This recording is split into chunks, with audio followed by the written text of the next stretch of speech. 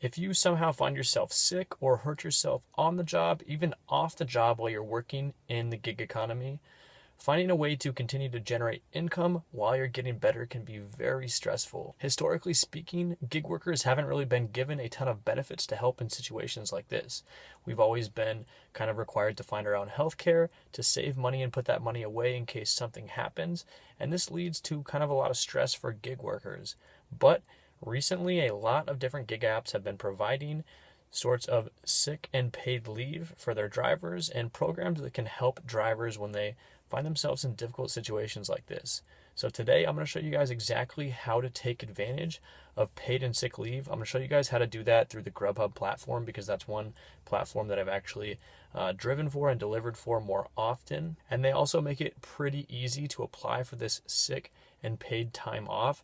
So I want to showcase their platform, and hopefully other apps learn from Grubhub and make it a simplified process if you do want to get that sick and paid leave. So let's quickly talk about how exactly this sort of thing works through Grubhub. I'm not going to get into too much detail here because what I really want to show you guys is actually how to apply for it. But essentially, for every 30 days, if you are on the Grubhub platform and you make just one delivery during that time period, you will start to accrue sick and paid time off.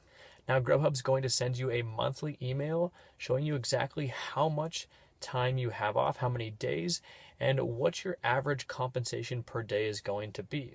So this makes it really easy to kind of keep track of how much paid time off you have if something comes up. And a bunch of different potential, things could come up. You could get injured on or off the job. You could find yourself sick. You could run into a situation where there's domestic violence in your household, and you could even suffer from some sort of mental illness. So Grubhub really offers a lot of different, reasons for why you could use this.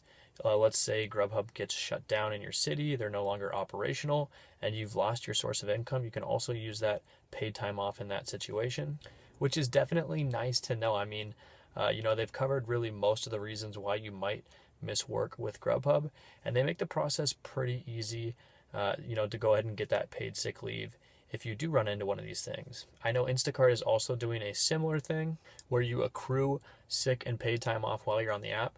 And for me, I get access to this because I'm in Seattle. I know California has systems like this and requirements as well for many gig economy apps, but the rest of the country hasn't, really been as progressive with requiring gig economy apps to do this sort of thing. I feel like it's gaining traction, and a lot of more states are going to start requiring it. So if you are watching this video and you don't quite have it yet, just sit tight, because it's very likely that it will be introduced in your city going forward. And if you don't have it yet, but you want to find an alternative solution to make sure that you're covered, check out Cover.ai. They actually offer packages where you can pay monthly and get a range of benefits, including sick leave. You can also get deactivation protection, and so they do have you covered if you run into one of these unfortunate situations. But let's go back and take a look at this recent email that Grubhub sent me once again. And so as you can see, as I previously mentioned, I have currently accrued 5 days at almost $60 per day. And I have been feeling marginally ill in the past few days, so I'm going to go ahead and submit this request right now. I've just been having some, kind of upset stomach issues ever since I got back from Austin, Texas this weekend. So I'm going to push this through, and what I'm going to do is I'm going to request 3 days of sick paid leave. So at $60 a day, that should be about $180 worth of payouts through the Grubhub platform. Now, the reason why I'm doing 3 days is because if you request 3 days or under, Grubhub doesn't really verify why you requested this sick paid leave. And if you request a larger amount, let's say you've accrued more, like 9 days of sick time off, and you think you're just going to be out for a long time, you go ahead and request, let's say 7 or 8 days. You then have to provide some further verification of what exactly happened.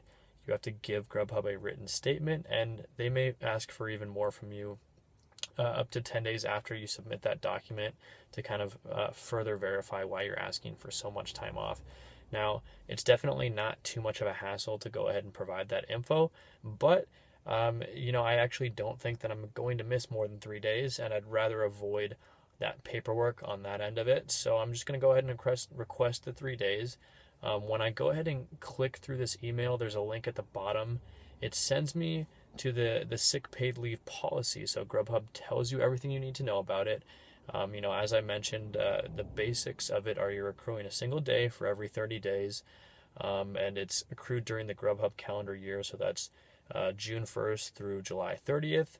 And you really only get to carry over a specific amount of that time, after their year ends. So it makes sense to kind of take advantage of this if something does come up and not try and stockpile too much sick and paid time off.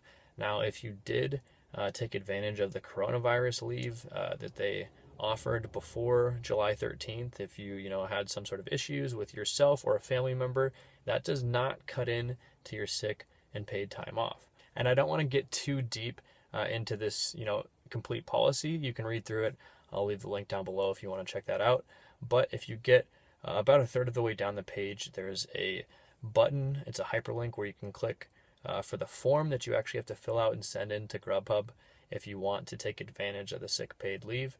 So you can't actually do this through the app. You do have to go through the process, through the email to their policy, and then click on the form hyperlink. It'll take you to a very simple form where you basically provide your info. You provide the day that you'd like to start getting this sick paid time off, the time of day, and then how many days you'd like to accrue. And that's basically it. If you're requesting less than the 3 days, you don't have to provide that written statement.